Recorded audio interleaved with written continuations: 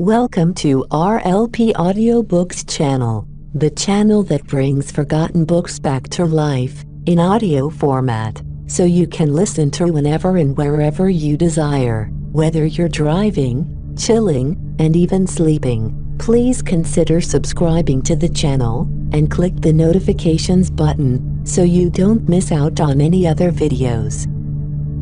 Now, relax, listen, ponder, and enjoy. Surah 93. Ad-Duha. Context. Period of revelation. Its subject matter clearly indicates that it belongs to the earliest period at Mecca. Hadith also show that the revelations were suspended for a time, which caused the Prophet to be deeply distressed and grieved. On this account, he felt very anxious that perhaps he had committed some error, because of which his Lord had become angry with him, and had forsaken him. Thereupon he was given a consolation, that revelation had not been stopped because of some displeasure, but this was necessitated by the same expediency, as underlies the peace and stillness of the night, after the bright day, as if to say, if you had continuously been exposed to the intensely bright light of revelation, wahi, your nerves could not have endured it. Therefore, an interval was given, in order to afford you peace and tranquility. This state was experienced by the Prophet in the initial stage of the prophethood, when he was not yet accustomed to hear the intensity of revelation. On this basis, observance of a pause in between was necessary. This we have already explained in the introduction to Surah 74, Al-Muddathir. The theme and subject matter. Its theme is to console the Prophet, and its objective to remove his anxiety and distress, which he had been caused by the suspension of revelation.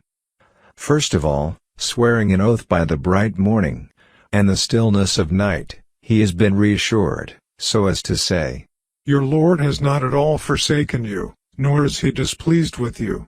Then he has been given the good news, that the hardships that he was experiencing in the initial stage of his mission would not last long, for every later period of life for him would be better than the former period, and before long, God would bless him so abundantly, that he would be well pleased.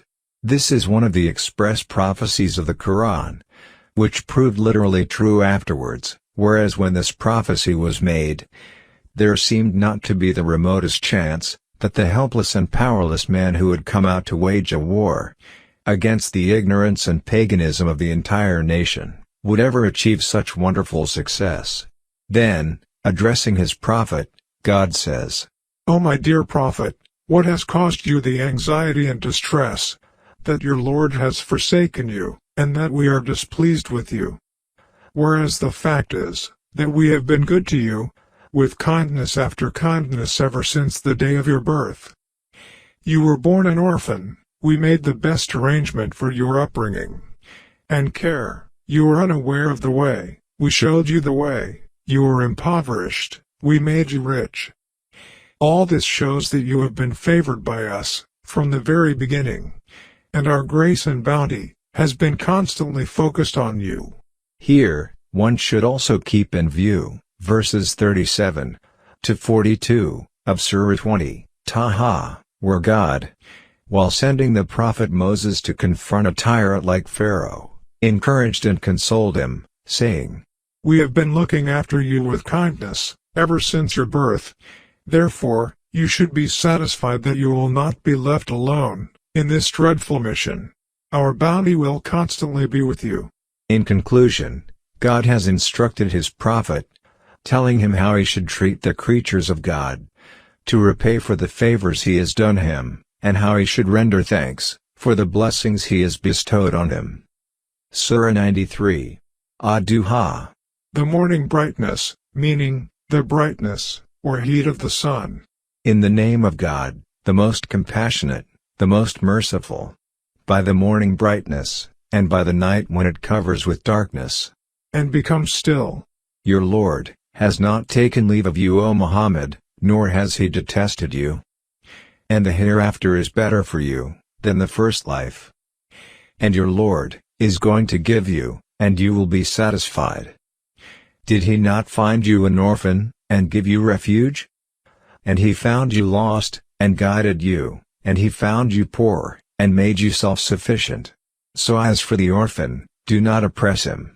And as for the petitioner, anyone who seeks aid, or knowledge, do not repel him.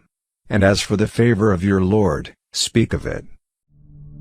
Thank you for listening. If you have enjoyed listening to this book, please give it a like, and consider subscribing to the channel, and click the notifications button, so you don't miss out on any other videos.